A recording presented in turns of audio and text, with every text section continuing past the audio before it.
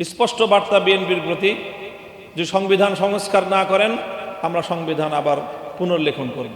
যে আমরা সরকারের কাছ থেকে চারটি বিষয় চাই। প্রথম হলো যে আমরা সংবিধানের সংস্কার চাই, কোনো যদি কিন্তু ছাড়া।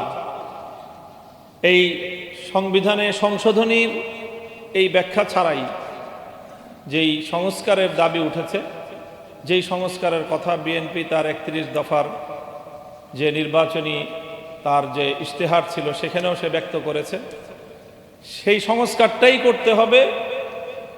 অন্যথায় আমাদের বিরোধী দলীয় চিফ হুইপের ভাষায়, আজকের সভাপতির ভাষায়, তাহলে আমরাও আবার সেই সংবিধান পুনর্লিখন নতুন করে রচনা করার পথে হাঁটব।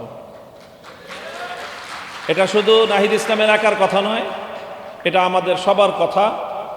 স্পষ্ট বার্তা বিএনপির প্রতি যে সংবিধান সংস্কার না করেন আমরা সংবিধান আবার পুনর্লেখন করব ইনশাআল্লাহ।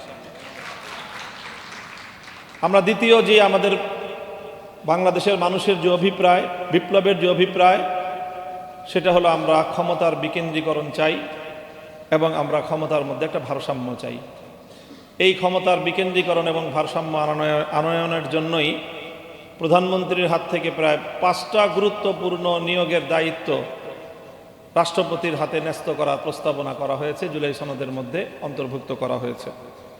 মানবাধিকার, তথ্য, আইন এই কমিশনগুলোর এবং বাংলাদেশ ব্যাংকের ও এনার্জি রেগুলেটরি কমিশনের এই জায়গাগুলোতে রাষ্ট্রপতির হাতে নিয়োগের দায়িত্ব অর্পণ করা হয়েছে। স্থানীয় সরকারকে স্বায়ত্ত শাসন দেওয়ার প্রস্তাবনা রয়েছে এবং বিচার বিভাগের যে সার্বিক যে স্বাধীনতা এবং স্বকীয়তা সেটা বিচার বিভাগ এবং সুপ্রিম কোর্টের হাতে ন্যস্ত করা হয়েছে।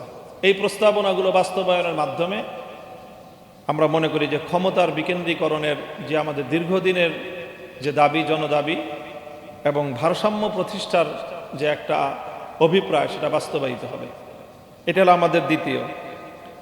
তৃতীয় হলো আমরা রাষ্ট্রের মধ্যে দলীয়করণ এবং দুর্নীতিমুক্ত প্রশাসনিক কাঠামো চাই। কাজে এখানে পিএসসি, দুদক এবং মহাহিসাব রক্ষক সহ এই জাতীয় গুরুত্বপূর্ণ জায়গাগুলোতে নিয়োগের যেই ব্যবস্থা বা নিয়োগের যেই সিস্টেম, সেটা বাছাই কমিটির মাধ্যমে এই নিয়োগগুলোর ব্যবস্থা করতে হবে। দলীয়করণ এবং দুর্নীতিমুক্ত একটা সমাজ এবং একটা রাষ্ট্র আমরা গড়তে চাই। চতুর্থ হলো আমাদের নিরপেক্ষ এবং স্বচ্ছ একটা নির্বাচন চাই।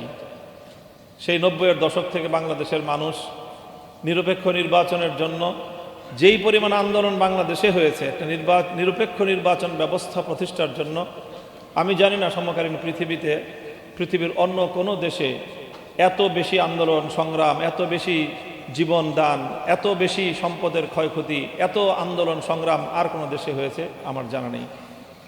এরপরেও যদি বাংলাদেশের মানুষ একটা নিরপেক্ষ স্বচ্ছ নির্বাচনের নিশ্চয়তা না পায়, তাহলে এটা হবে আমাদের জন্য খুবই দুর্ভাগ্য এবং হতাশার কারণ।